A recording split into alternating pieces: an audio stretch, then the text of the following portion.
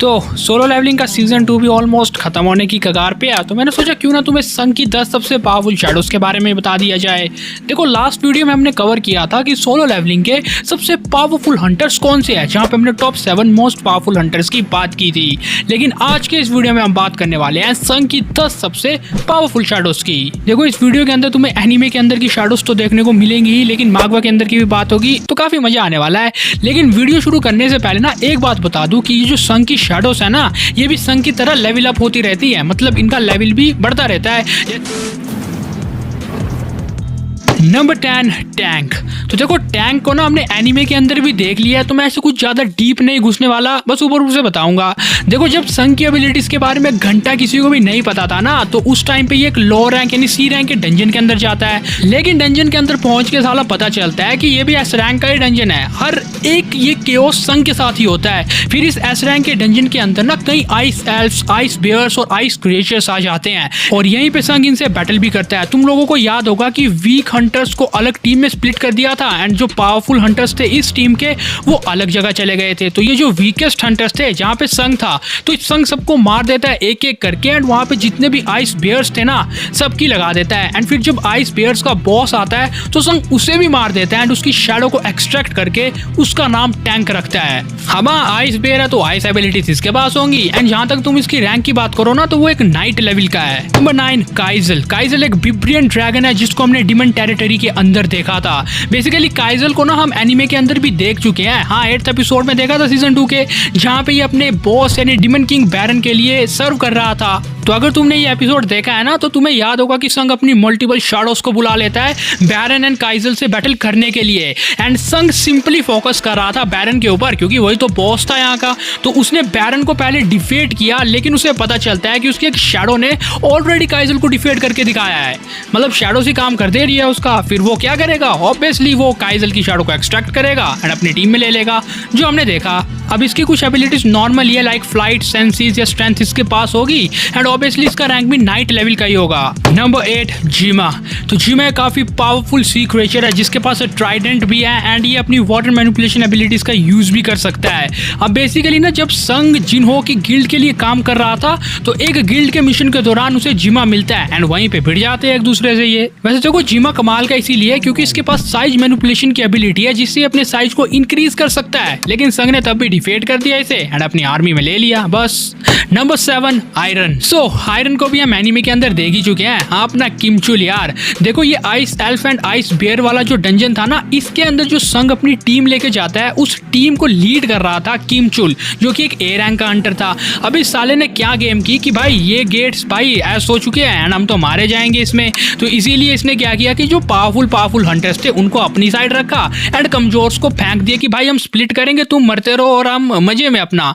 लेकिन इसे बाद में पता चलता है कि संघ तो भाई एक्स्ट्रा ऑर्डिनरी बीइंग है जिसने उन वीकेस्ट हंटर्स को भी बचा लिया है, लेकिन इसके टीम के सबकी बैंड बच चुकी है। संघ को देख के ये पागल हो जाता है कि साला ये जिंदा कैसे रह गया, ये तो वर्ल्ड का वीकेस्ट हंटर है। तो ये उसके ऊपर ही अटैक कर देता है, एंड इनके बैटल करते करते यहाँ पे वो भी आ जाता है, इस डंजन का बॉस, यहाँ का सबसे पावरफुल आइस एल्व्स। तो संघ इससे बैटल करने में बिजी था कि भाई आयरन बार बार उसके पीछे उंगली करे जा रहा था। तो इग्रिस के साथ प्लान बना के संघ ने पेल दिया इसे, और इसे अपनी टीम में लेने के बाद इसका नाम रख दिया आयरन। अब यहाँ से रैंक थोड़ा अप होता है क्योंकि इसका रैंक अलाइट नाइट है, एंड इसकी स्पेशल एबिलिटीज है रीजनरेशन, जिससे अपनी बॉडी को जब मर्जी रीजनरेट कर सकता है। Number 6 grid. सो तुम लोगों को होवांग डोंग सो तो याद ही होगा, जिसे हमने एनीमे के अंदर भी देख लिया। हाँ संघ के बाप से बहुत बुरी तरह मार खाई इसने। सो होवांग कोरिया का एस रैंक का हंटर है जो कि अमेरिका के अंदर रहता है, लेकिन ये संघ से कैसे मिला? तुम्हें याद होगा कि संघ ने इसके भाई की गर्दन को ही उड़ा दिया था, तो हाँ ये उसी का भाई है। तो इसीलिए एनीमे के अंदर भी वो अपने भाई की मौत का बदला लेने के लिए संघ को ढूंढ रहा है ताकि वो उसे मार पाए। लेकिन जब वो कोरिया आता है तो उसे ये बात पता चलती है कि संघ काफी एक्स्ट्रा ऑर्डिनरी बीइंग है, एंड एस रैंक हंटर से भी काफी ज्यादा पावरफुल है। तो उसकी कुछ टाइम के लिए फट जाती है कि वो संघ को मार नहीं पाएगा,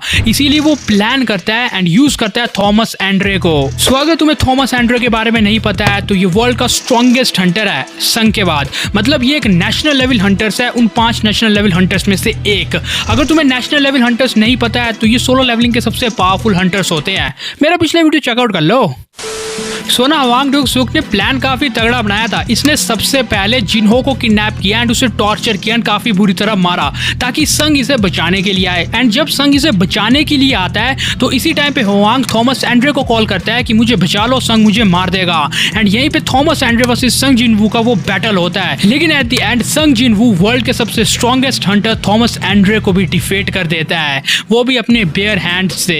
लेकिन बाद में हमें पता चलता है कि संग ने जस्ट अपनी ग्रिप से ही इसे ऑलरेडी मार के रख दिया है, इसीलिए हवांग की शैडो को एक्सट्रैक्ट करके अपनी आर्मी में लेता है एंड इसका रैंक जनरल लेवल का है। बिकॉज अब हवांग ऑलरेडी एक ऐसे रैंक का पावरफुल हंटर था तो रैंक तो इसका कमाल का होगा ही। Number 5 task. सो टस्क को भी ना हमने एनीमे के अंदर देख लिया है। आपको याद होगा कि संग अपनी एक और टीम के साथ जब एक डंजन मिशन के अंदर था तो पहले तो इन्हें लगा कि एक बी रैंक का डंजन है, लेकिन ये भी एक एस रैंक का निकलता है। सो अब इसीलिए यहाँ पे कई पावरफुल हाई एंड के ऑप्स आ जाते हैं जो कि संग की टीम के साथ बैटल करते हैं। अब संग की टीम के पास कोई भी ऐसा हंटर नहीं था संग को छोड़ के जो इन ऑप्स से लड़ सके, इसीलिए वो सरेंडर कर देते हैं। एंड यहाँ पे ये सब ऑप्स ह्यूमंस की लैंग्वेज भी समझ सकते हैं, तो ये इन्हें ऑफर करते हैं कि चलो हमारे बॉस के पास चलो एंड तुम सरेंडर कर दो। ये सरेंडर करते हैं, बॉस के पास जाते हैं, तो तुम्हें पता है फिर इनके बॉस ने क्या हाल किया, इनको एज एंटरटेनमेंट यूज किया एंड इधर उधर पटक के मारना शुरू कर दिया। जब अपने संग को गुस्सा आया तो बॉस को ही पकड़ के पेल दिया उसने। संग लिटरली अपने मोस्ट ऑफ द शैडोज को बाहर बुला लेता है एंड कैरकेगन की सारी आर्मी को अकेला पेल के रख देता है एंड खुद तो कैरकेगन को पेल के उसे मार के अपनी शैडो आर्मी में लेके उसका नाम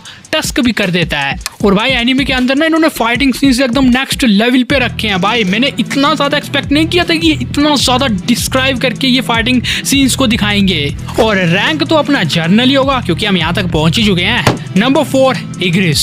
इग्रिस मेरी फेवरेट शैडो है, लिटरली इतनी कूल शैडो जो कि मुझे संग की सबसे कूलेस्ट शैडो लगती है। इग्रिस वो फर्स्ट नाइट शैडो थी संग की जिसे संग ने सबसे पहले एक्सट्रैक्ट किया था। यहीं पे संग को ये बात पता चली है कि वो शैडोज को एक्सट्रैक्ट भी कर सकता है जिसे हमने सीजन 1 में देखा था। और बाकी इग्रिस एक कमाल का नाइट है जो कि अपने मास्टर को सर्व करने के लिए कुछ भी कर सकता है। अपनी स्वॉर्ड्स की मास्टरिंग एबिलिटीज का यूज करके ये अपने अपोनेंट को काट के रख सकता है। लेकिन तुम्हें इसका रैंक जान के हैरानी होगी जो कि मार्शल लेवल का है।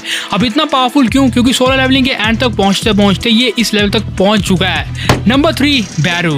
वेल देखो बैरू एंड अपने इग्रिस में ना बिल्कुल थोड़ा एकदम इतना सा फर्क है। मैं ये भी नहीं कह सकता कि बैरू ज्यादा पावरफुल है और ये भी नहीं कह सकता कि इग्रिस ज्यादा पावरफुल है। मैंने बैरू को हमेशा इग्रिस से ऊपर इसीलिए बताया है क्योंकि ये संग की सबसे लॉयल शैडो है। वेल हमें एनिमे के अंदर जस्ट ये बताया गया है कि जेजू आइसलैंड में ना काफी पावरफुल एस रैंक का गेट खुला था जिसमें कई हंटर्स मारे गए थे। एंड अभी सीजन 2 के अंदर भी फिर से उसी की बातचीत हो रही है कि हमें फिर से गेट पे खत्म करना है मैटर यार, क्लोज करना है गेट। तो ये इसीलिए जेजू आइसलैंड में फिर से जाने की कोशिश करेंगे एंड उस गेट को क्लोज करने की कोशिश करेंगे। ये अभी तक हमें एनिमे में बताया गया है। लेकिन मागवा के अंदर जब ये सब हंटर्स इंक्लूडिंग संग वहां पे जाते हैं ना तो इनकी फटके चार हो जाती है क्योंकि बेरू या एंड किंग बेरू इतना पावरफुल था जो कि गेतो रियोको जो कि जापान का सबसे पावरफुल हंटर था उसे एक बारी में मार देता है, एक ही स्लैश से मुंडी अलग। बेरू एक करके सबको मार रहा होता है लेकिन इसका सामना संग के साथ होता है। अवेल मागवा के अंदर संग एंड बेरू का बैटल भी नेक्स्ट लेवल पे है जहाँ पे क्लोज कॉम्बैट बैटल का एक काफी अच्छी डिस्क्रिप्शन हमें देखने को मिलती है। और ना इसकी कुछ कमाल की एबिलिटीज जैसे स्ट्रेंथ, ड्यूरेबिलिटी, स्पीड, रिफ्लेक्सिस तो इसके साथ साथ है ही है, लेकिन ये रीजनरेटिव हीलिंग फैक्टर भी रखता है एंड सबसे इंपॉर्टेंट स्किल एब्जॉर्प्शन भी रखता है। ये किसी की भी स्किल को एब्जॉर्ब तक कर सकता है। नंबर 2 कामिश।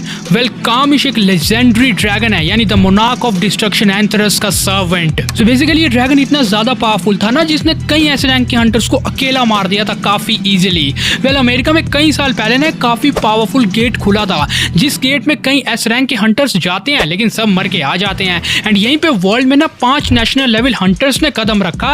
ये 5 नेशनल लेवल हंटर्स उस डंजन के अंदर गए एंड इन्होंने कामिश को मारा एंड उस डंजन को क्लोज किया। लेकिन सबसे इंपॉर्टेंट बात यह भी है कि जब इन्होंने कामिश को मारा था ना, ये डिफीट किया था, तो उसके बाद इन्होंने कामिश के स्केलेटन को कुछ भी नहीं किया था। इन्होंने स्टिल अभी तक कामिश के स्केलेटन को अपने पास रखा था।